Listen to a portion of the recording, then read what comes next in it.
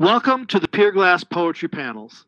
I'm Stan Galloway, your host, and today's panel is entitled Personal Experience in Poetry. We'll be hearing from poets in the US and Iceland. If you're joining us live, we ask you not to use the chat function, but instead send your questions and comments through the Q&A box at our website, pierglasspoetry.wixsite.com/mysite. We'll take a look at those toward the end of the show, but now to get us started, let's meet our first poet. Harpa Run is a farmer, writer, and editor with an MA in comparative literature from the University of Iceland. She has published 2 books of poetry, along with poems in collections, literary journals, and art exhibitions. She has been a teacher and lecturer, but most recently, in addition to farming, has worked in publishing, mostly as a freelance editor. Her first novel will be published in the fall of 2021, along with 2 new translations, 1 novel and 1 play. The poetry book, Etta, won the Thomas Gudmundsson Award in 2019. She lives in Iceland on a farm close to a volcano where she farms sheep and words. We're happy to have you here, Harpa. Thank you for having me. One of the first bits of advice that writers receive is to write what you know. What for you is that relationship between poetry and your personal experience? This is actually a funny question to start with because I was never going to be a poet. I was going to write novels, I was going to write prose, and that was the plan. I was going to finish my master's and then I was going to start writing prose.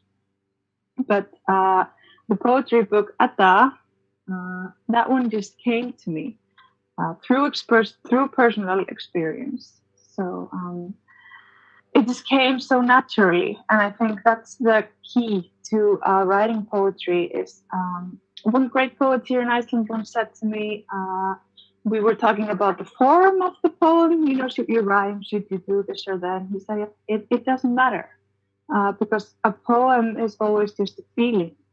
And I think that's how we can all relate to that.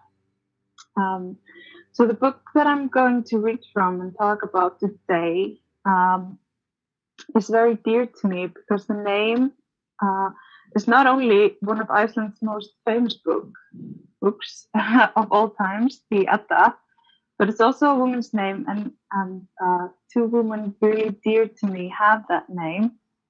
One was my aunt, almost 50 years older than me, but a really dear friend.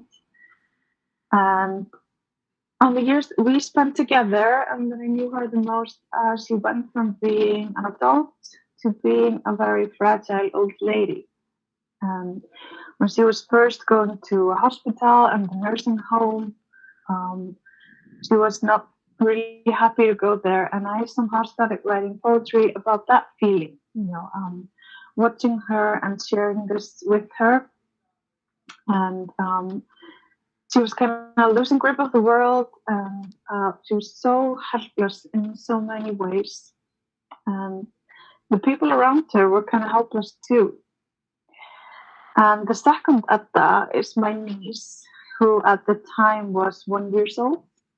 And for me, getting to know her while she was getting to know the world, I started to realize how much in common they had, this old lady and this little child. One was beginning her life and the other one was at the end. And they both had to rely on other people to take care of them. And yet they were so independent in their own body and their own soul. And that's kind of the parallel that got me starting to write this book. And I'm going to read the poem Etta from it. And you can also find all of those poems in the Pier-Glass homepage. Etta. You two or ends, a timeline that structures and relaxes in turn. One beginning the game, the other nearing completion. Between you lies a lifeline spun from blood ties, double-threaded friends, which you keep properly patterned. The rest of us see the sounds of threads recoiling. We dance on your lines, above, below, on them. We find the loose ends, twisting, snagging, falling. But you own the threads yourself. So one thing I realized pretty soon in the process of writing this book is that not only is this personal experience pretty universal, because everybody has an old person or child or even both in their lives, but also that it was important to be close, but not too close. And the main reason I started to not just write a poem or two about this, but decided to create a book and make it a whole was that I realized that pretty soon these two characters that were inspiring me to do this would not be my aunt and my niece, they would be my own mother, and they would be perhaps my own daughter. And in that case, I would become too close. You know, I know these women and I can relate to them, but when I would be the real middle person, then I would be too close to the concept to be able to write about it. So I started writing really fast. I started writing stories about these two, anecdotes from their lives. I used funny pictures, you know, the child versus something tragic from the elderly. I tried to mix it up sometimes so that in the beginning you would think, you think you're reading about the child, but then it turns out you're reading about the old woman. And my focus was the parallels in the beginning, you know, what's alike, what's not alike, and how I was going to be able to get people to look at the child and the old person as people, not just something you had to put in place while you go to work, a problem you had to solve, but real persons. And I wanted to draw attention to the world that they lived in, my atlas, that was their own. And they understood it differently than I did, but it was just as real as mine.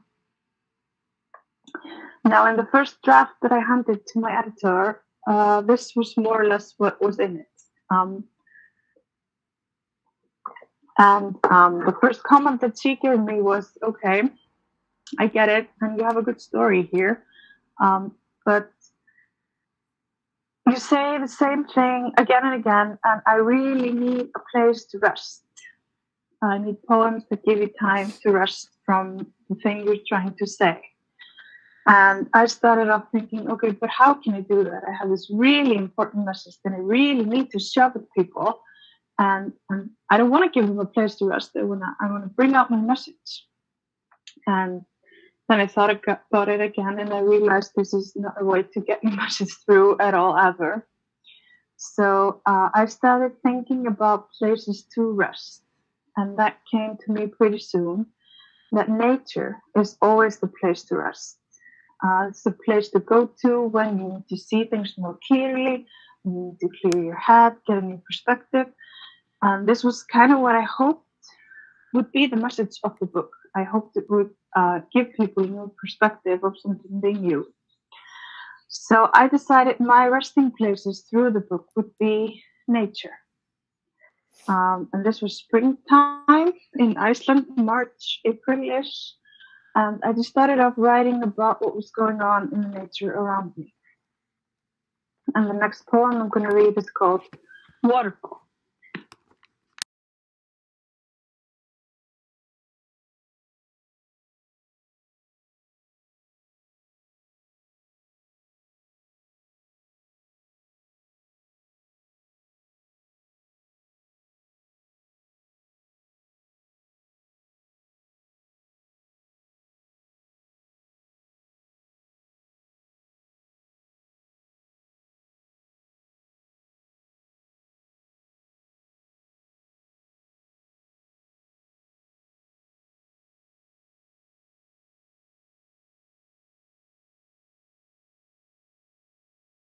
Next, we're going to go from a country traditionally thought of as cold, and I mean that in the weather sense, to one that is traditionally thought of as warm.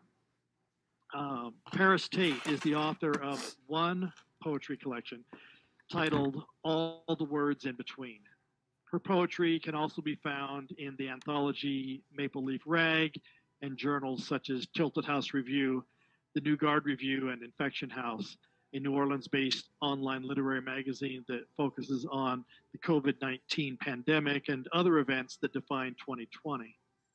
Born and raised in a suburb outside New Orleans, Tate now lives in Metairie, Louisiana with her husband, where she works in a library and is currently planning on attaining her Master in Library and Information Science from Louisiana State University.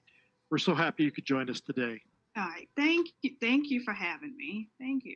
Yes. Paris, as I asked Harpa, what is your lens regarding the intersection of personal experience and poetry? Well, I'm going to go off, follow what Harper was saying in the beginning. This wasn't something that poetry was not what I really wanted to do when I first started writing. I grew up writing a lot of short stories and working on I wanted to write novels, things like that. Poetry was kind of something that I kind of fell into later on in life. And this was I realized that with poetry, it was a way I could tell a story in a more effective way than from writing a novel or a short story. And this is something, I guess, I kind of grew up in that environment. I grew up with my mother had a totally different life from me. I grew up near New Orleans. She grew up in a small village called Vacherie, Louisiana, which is about an hour away from New Orleans. So, and then I grew up hearing about. She would tell a lot of stories about what she was doing, where she was when certain major events happened. And that's kind of what I write a lot about in poetry, is a lot of connection between generations. And that is actually a big thing in the first poem that I have on the site. That's in my book, All the Words in Between. It's called Storyteller. And that poem is really about, there is a connection between generations, differences and similarities. One of the major, I wrote a lot about how, and I guess I wrote a lot about how generations can start all over again, how there are some things that she remembers from her childhood that I can look back and say, oh, okay, I remember feeling that way as a child myself. And I think that's something that a lot of people, that can be a very universal thing that a lot of people can relate to, which is what I tried to do. Tried to make it a universal thing that everyone can understand and look at and say, oh, okay, I understand where you're coming from because I went through the same thing as a child myself. A major thing was, before I read this, one of the biggest things that I remember, my mom's she's in her 60s, and the thing that she grew up with, her generation grew up with, was, the question was, where were you when John F. Kennedy was assassinated? And my generation, as a millennial, the question was, where were you when 9/11 when the September 11th terrorist attacks happened. And I noticed the big similarity between us is that we both didn't realize the situation until we saw our parents react to it. She told the story of how she didn't realize that the assassination of John F. Kennedy was a big deal until she saw her father crying about it. I didn't realize that the September 11th terrorist attacks was a really big, serious issue until I saw her crying when I came home. So this is what I wrote in this poem. And the first poem is called Storyteller. I'm molding into a storyteller with age, but not without listening to how my mother watched the world shift and write chapters. She was working in an office for Bell South, praying after the Challenger incident. Home, hearing what they found under Gacy's house. Raising me while I was too young to know what was happening in Waco or Oklahoma or other places that took over the 90s. I can't remember many events without iPhones and constant coverage to flood us with a new panic before we could digest the last. Emotion seemed much more innocent, too raw before millennial buzz gave us numb stares, attention deficits. It was life like the way her father, a farmer dressed in rough hands and a stoic mouth, told her the gravity of Kennedy with tears. Generations after the last seemed to start all over again. Decades later, I was in school in September, alerted by stern voices, breaking news on every channel. Like her, I was young. What's a terrorist attack? And other questions. Like her, I wasn't pushed into a new era until I found her clutching Kleenex in the living room. Like her, I'm a wide-eyed witness, doomed to pass around vivid images when wisdom sets.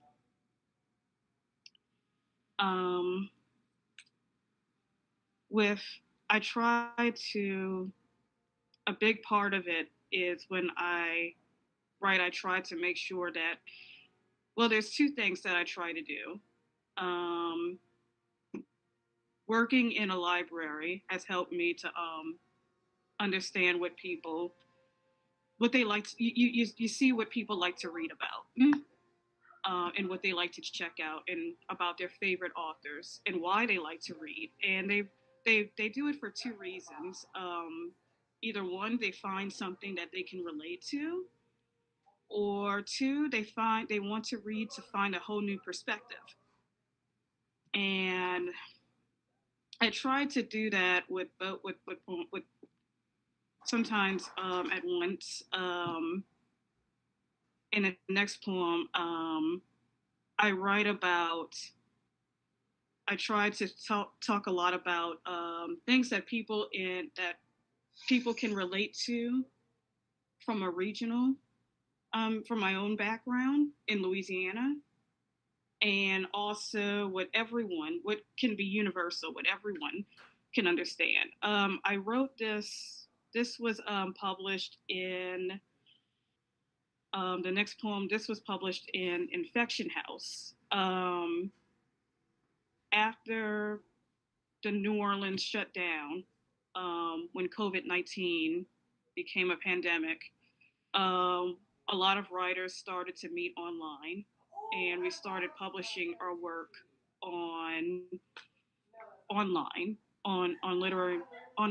and we made that literary magazine Infection House for that reason. And I wanted to write about something that people in New Orleans can definitely relate to, and the thing that we related to was Hurricane Katrina.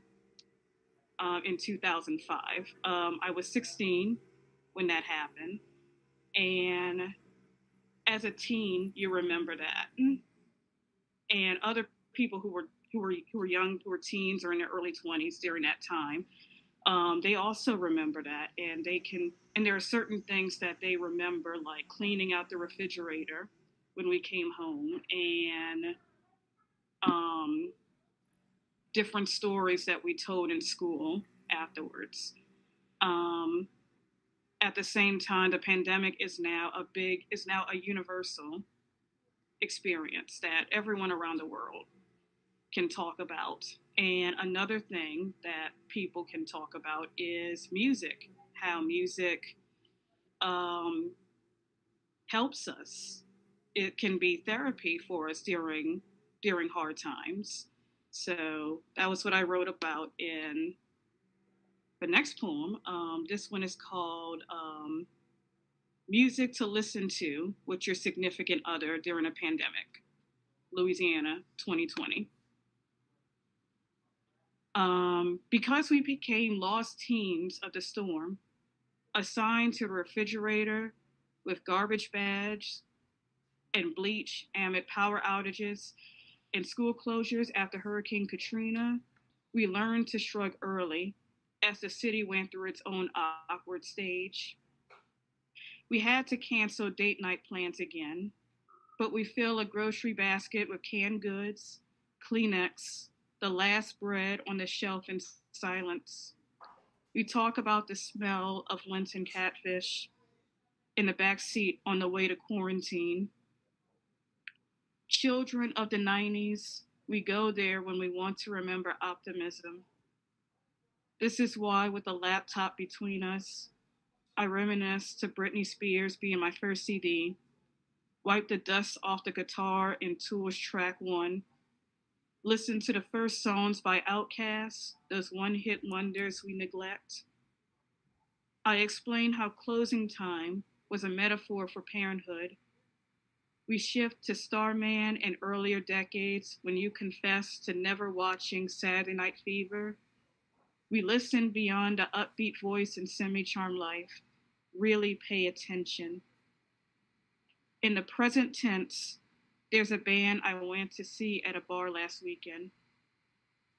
The facts are, Grateful Dead's drummer plays alongside Papa Molly, and this won't be the last time we will fall asleep to trivia, slow dance rhythms, whiskey heavy lyrics, and King Cotton blues. Tomorrow we can shrug and do this again to keep the romance. As music goes on, so does the world. So as I was saying before, a big part of my life, and they say a big part of Louisiana culture, and maybe plenty of other cultures, is storytelling. And I was my mom's youngest daughter. I was the one that she told that would listen to her stories. Like I said, she grew up in a very small rural town in Louisiana, and in the 50s and 60s, and she grew up telling those stories about life during that time and how life was different for her compared to my life in a New Orleans suburb. And what I tried to do in stories, like I say, two things. I want to give people a different perspective, show people a different perspective, and maybe seek out a new idea that maybe something they never thought of before, or at the same time try to give people a lot, show language that shows, kind of put them right there in that situation to help them to also relate to what she went through as a child. And hopefully that helps them to say, okay, I could have gone that, sorry, I'm losing my words. What they would have gone through in that situation. And this was about the last poem. Tells about how she was a sensitive child growing up on a farm. And this was the name of the poem is called La Boucherie, French for butchery. This was about a time during a tradition in southeastern Louisiana where the whole village or whole family members would come together to slaughter the pig, and they use all parts of the pig for food. So this is one of that story. And I guess if you're were also a very sensitive child yourself, you probably could relate to that yourself, to what she went through. As a little girl, she hated the season between October and February, when uncles came to surround the pig in her father's pen. This was how La Boucherie started. She would close the closet door behind her, press her palms into her ears, just as the high-pitched squeals pierced the men's exhaled air. When her ears burned and tears escaped the pressure, that's how she knew they were draining life into a bucket. Under the supervision of loud Creole tongues, nothing went to waste. Bacon for breakfast, pork chops for dinner, ham for Christmas. She grew older, couldn't believe the meat soaked inside the boiled blood, lining up for a taste of the lips and brain. Over Christmas coffee, she tells her youngest daughter every bloody detail. These days, she hates the taste of pork. Now the next generation gets it. All right, thank you. Thank you so much, Paris. The way that we look into personal lives again does spread out to each of us in different ways, and we're thankful that you shared that part of your life, those glimpses into the looking through your lenses, your glasses, at what life is made of. Yes. Those are excellent observations. Yes, thank you. Yeah. Next, we have Stephen Corey, who is the author of 4 poetry collections, 6 poetry chapbooks, and a volume of essays, all created during his 42 years as a literary editor, 6 of them with the Devil's Mill Hopper, which he co-founded, and 36 with the Georgia Review, from which he retired in 2019. Born in Buffalo and reared in nearby Jamestown, New York, he has lived and worked since 1983 in Athens, Georgia. Thank you, Stephen, for being here with us today. Glad to be here, Stan. As a writer and an editor, Stephen, what are some of the insights that you've gleaned from editing and from your own writing on the role of personal experience in poetry? Personal experience leads to a lot of wonderful poems and a lot of terrible poems. But that sentence could be written about a lot of other subject matters as well. And I'm in my presentation, I'm going to try to get to something that I think is very important about how one has to go about making sure that a poem that is based in the personal is one of the good ones rather than one of the bad ones. And before I start that, I have to make a comment to Paris about the fact that I went into some chills when you spoke about your father's reaction to Kennedy's death, because I was there. I was a high school student, and if you have a lot of time sometime, I can tell you an astonishing number of details about the moments surrounding that.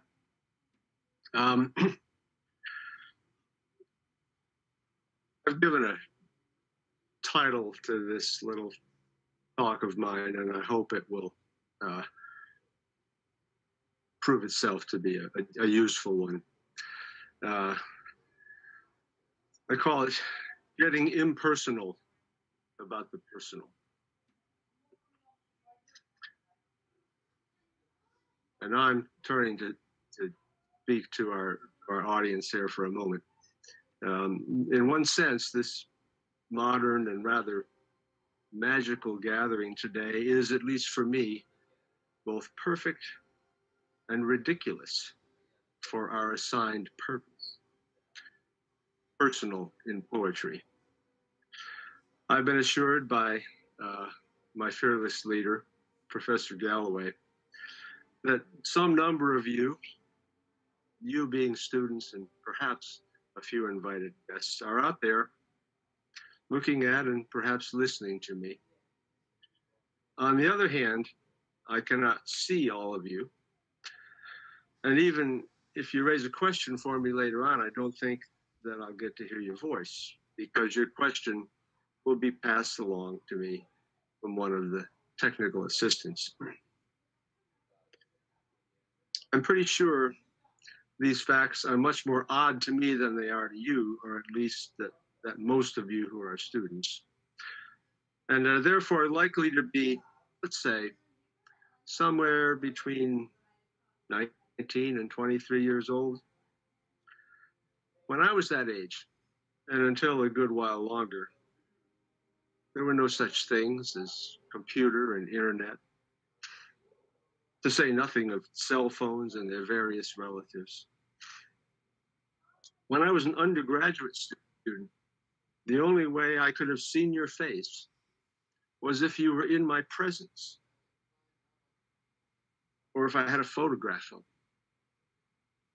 you. The only way I could have heard your voice was if you were in my presence, or you had sent me a tape recording, or we were talking on a telephone that sat on a table or hung on a wall, that had a rotary gizmo that one of us had to use to finger in the number, that was connected to wires that were connected to wires that were connected to wires, and so on. And that could only link me to a quite local voice, unless I was prepared to pay a rather hefty price for what we referred to as a long-distance call. I'm not interested in being nostalgic here, just informational, for reasons I will mention in a moment.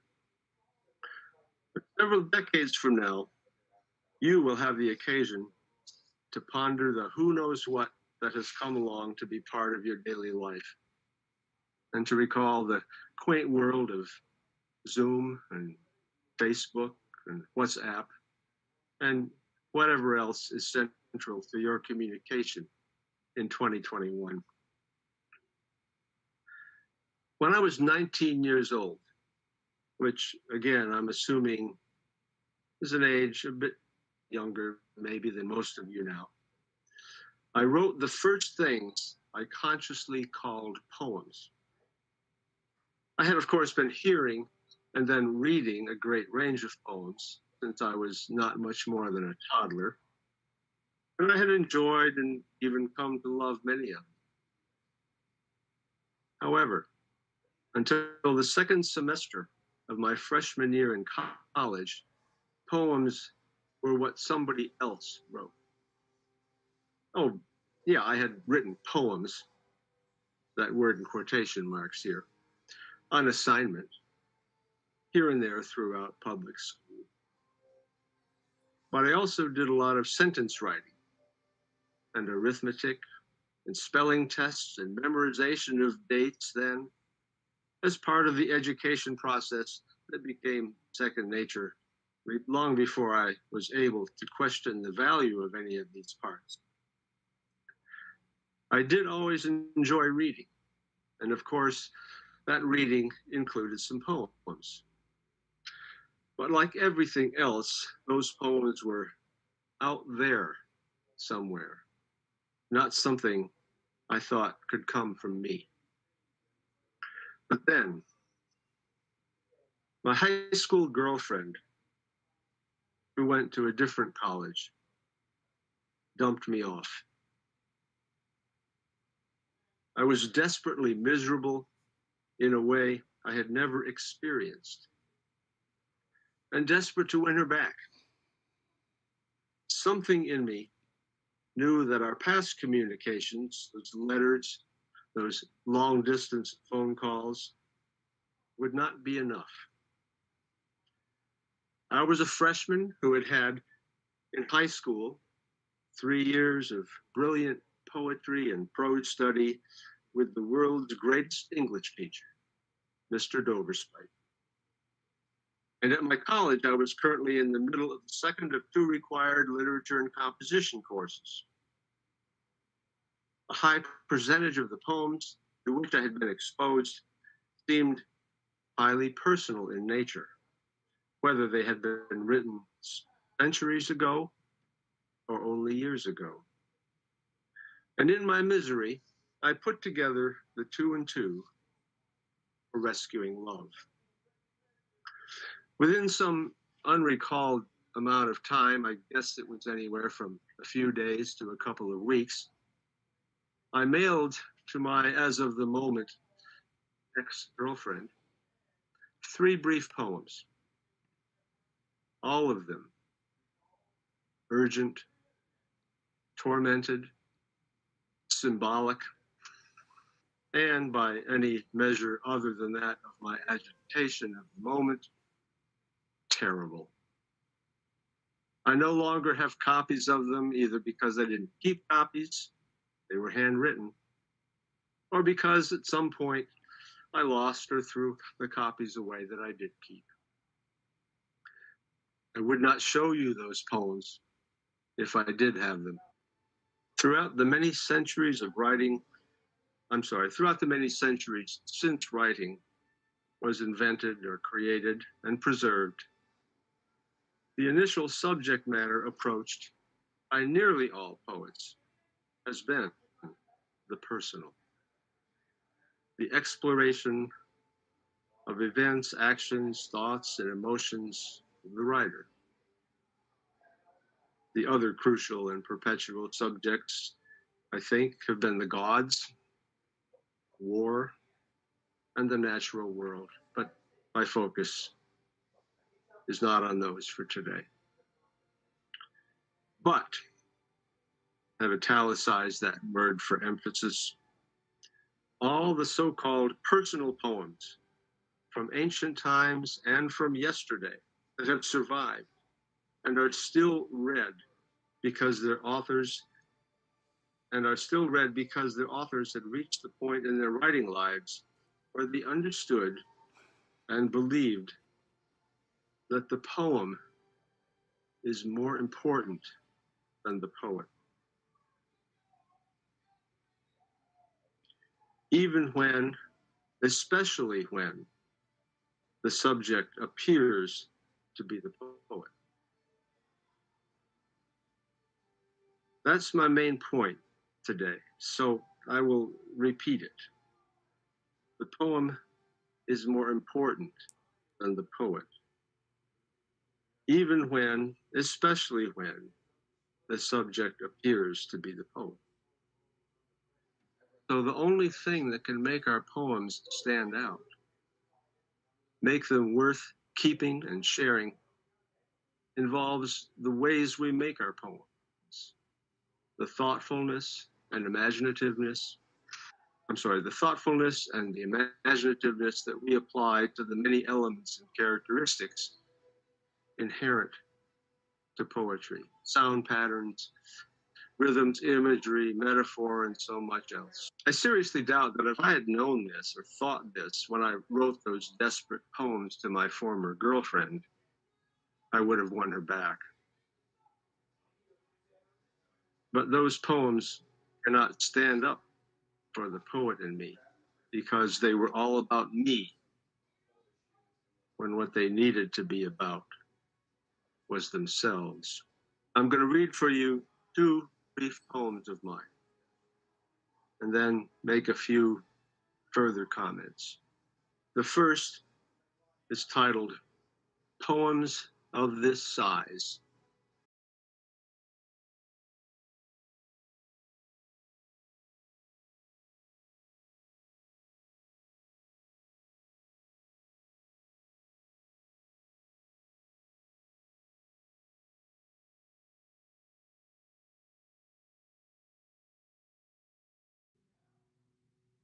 The second poem opens with an epigraph, which, because you've been studying with Dr. Galloway, I know you will know means a quotation from somewhere else that serves in some way as an introduction or lead-in to the main body of the poem.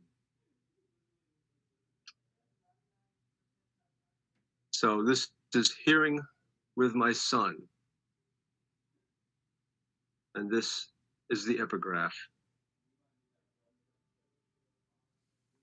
Our studies show that the autistic child apparently has a random relationship with sounds, linking them with whatever object holds his attention at the moment.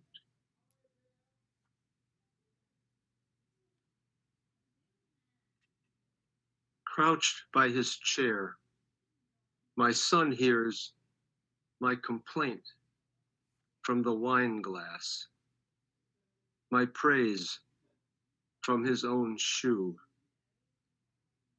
When I read him books, I speak through their pictures or the wall. Despite my love, I say yet less and less.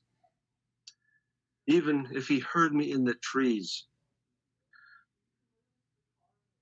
or in the sunset,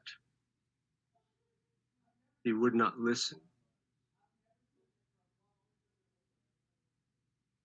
Perhaps somewhere on the soft and hot savannas of Kenya, a newborn gazelle speaks with the voice of my son. He throws his cup across the room. His hand explodes with the crash.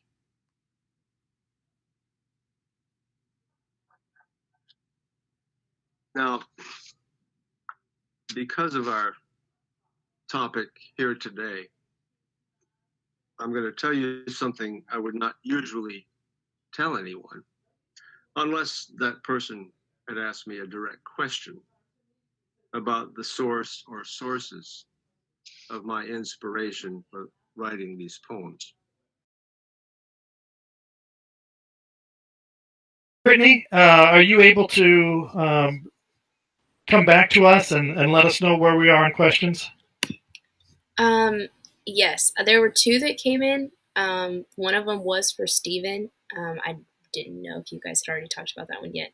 But essentially, the question for Stephen was how you take a personal experience, such as your own, when you mentioned the whole process of moving from the personal into the impersonal. And so they wanted to know how you take that personal experience but make it something that people understand universally.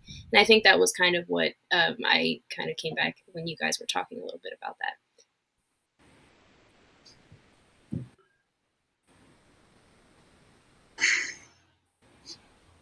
Well, I guess the thing that popped into my mind was, well, that's the trick of this whole business. But of course, trick is a complicated word, and it's not meant to mean it in any way. Yeah, you have to be. I think you have to be ready as the writer to try a whole lot of different things with whatever. If you've got a core moment or image or narrative that is in fact out of your life, and you want to work with that in a poem, part of you has to forget about what that core moment or image or narrative was, and see what things kind of literally swirl up for you in your mind as you try to work on it. You don't want to become too attached to your inspiration. I mean, the inspiration was crucial. It was the thing that has gotten you going in this poem. And if you manage to keep going and end up with a poem that you're satisfied with, well, you couldn't have gotten to that particular poem without this core thing that started you out. But that's got to be balanced off against, part of you has to not feel obligated, totally obligated to that thing that started you. You know what I mean? An obvious example or instance, I suppose, would be if somehow in the course of working on the poem, you ended up getting off onto something that was a part of the poem ended up being in conflict with, totally opposite to whatever the thing was that you started out with. You know, that doesn't mean that that you can't be true to or stick with what you began with. See, this is all swirling around a lot here, but that you've got to be open. You've got to be patient. It's probably especially important with poems that are that do grow out of some experience of yours, whether it's one or an ongoing series. Don't be too quick to think that you've got it. Mm-hmm. You know, keep at it the same way that you would keep at something that where you had some very weird thing that popped into your head that seemed to have nothing to do with you, except you wanted to try and work with that and come up with a poem. So in one sense, it's very far removed from you, at least when you start out. And so that you're groping around, as I am with this response, but that at the very bottom or the very top, the process is in some strange way the same. That you just have to, for some unknown period of time, you got to stay open to what might end up going into this poem, and feel that you could honor that initial inspiration. Again, if it was something out of your own life or something not out of it, that you can find the way to best honor that. And then, of course, the finale of that is you won't ever quite know if you did that. Yeah. Yeah, I'm thinking about the word trick that you used at the beginning, and I think, yes, I understand that it might look like a trick to somebody from the outside, but I don't know of any poet who would call it a trick from the inside. You know, there's no attempt to deceive people.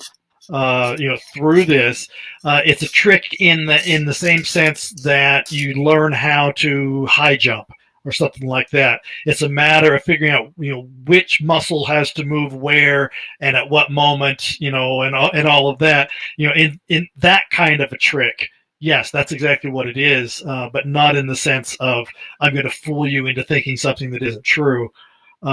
Because I think most poems are about getting at the truth, regardless of whether, you know, it was the experience that we actually had.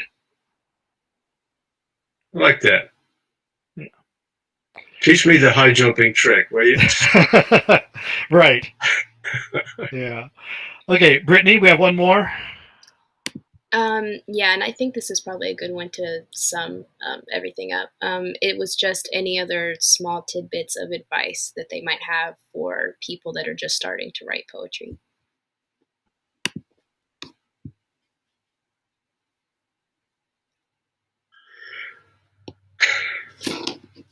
Read lots of other poems, all different kinds, and find out, think about, you know, how much you like this one and how much you like that one, and try and work on articulating for yourself what the things are in that particular poem that you really like. Is the thing you really like the image that's being given to you, like that terrible thing about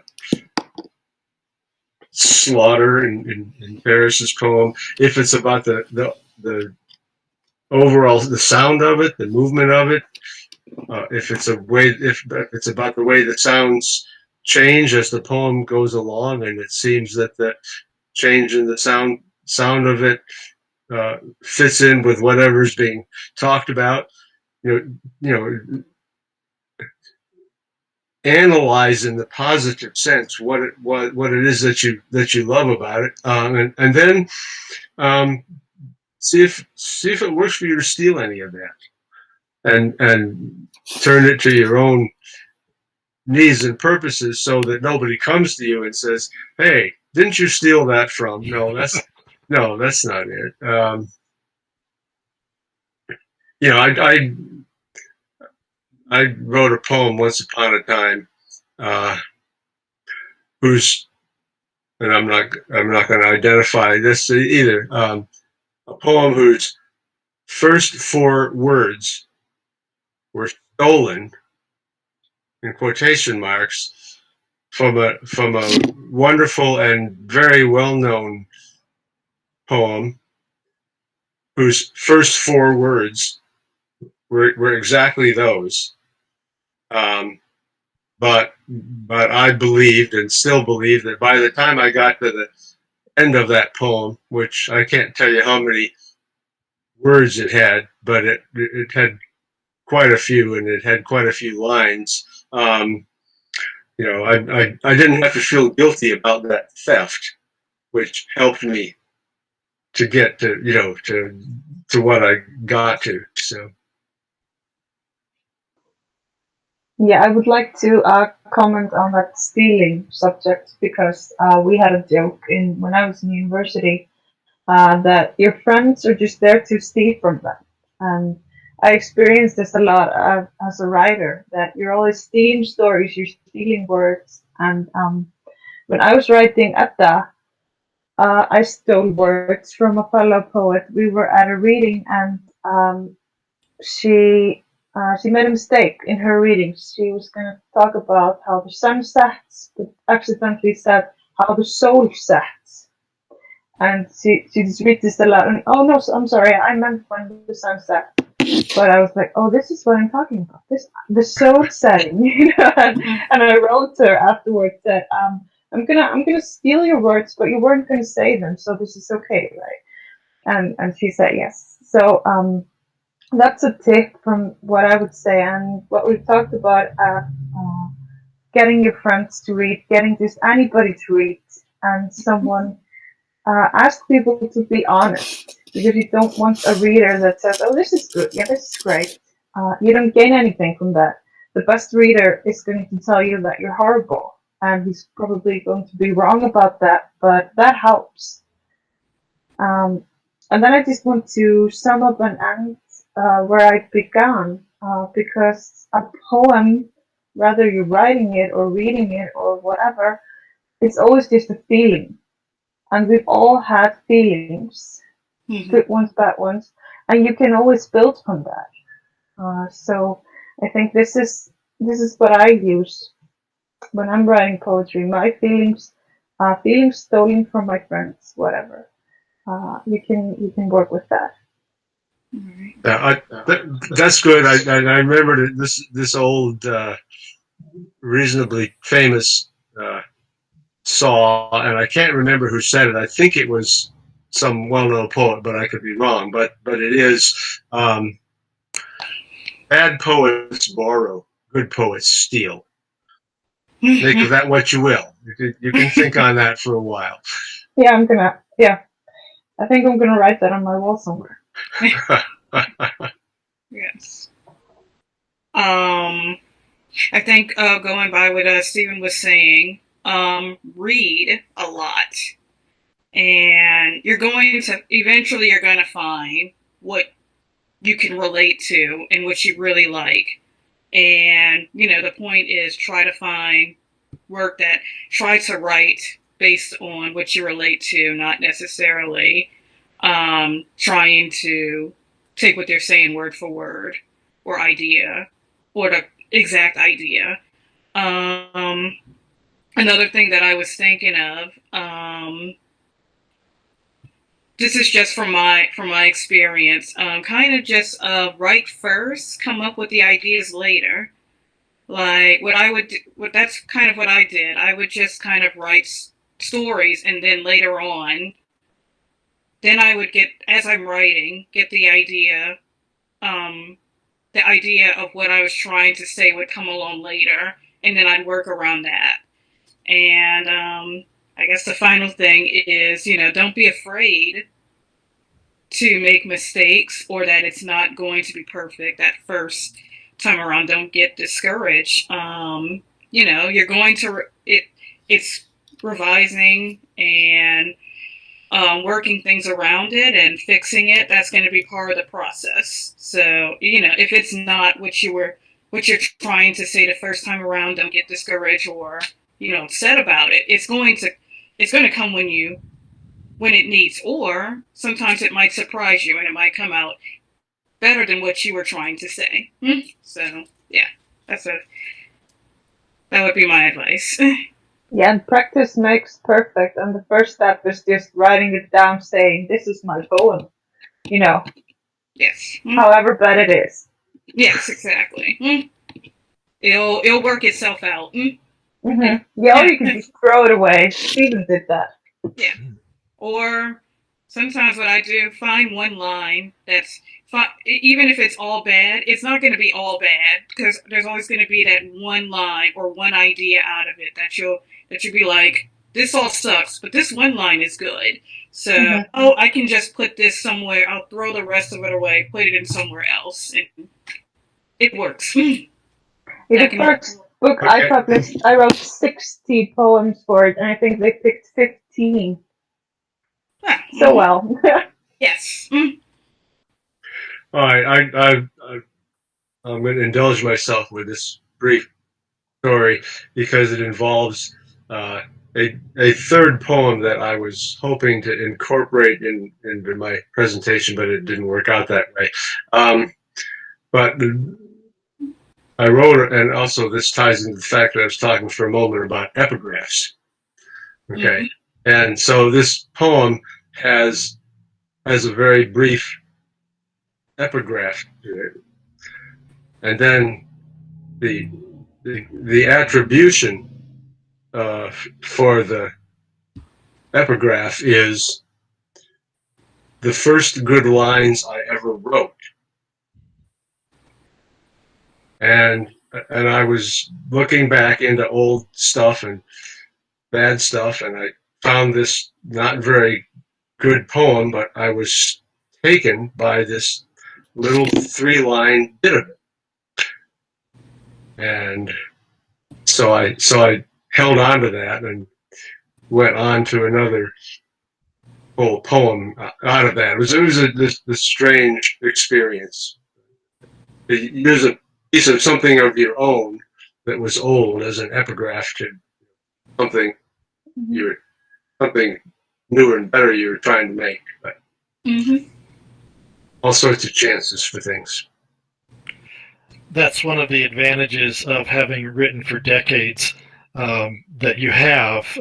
Many of the people watching, don't have that backlog, but I think those of us who have been writing for decades recognize that changes have occurred, and that what we write now may not be represented well by what we wrote 40 years ago. This has been an exciting panel, and thank you so much for joining us. I want to thank Harpa, Paris, and Stephen for joining us today, and we'll wind off for today, and we hope that you will join us for other Pier-Glass poetry panels. Goodbye for today. Thank you. Bye.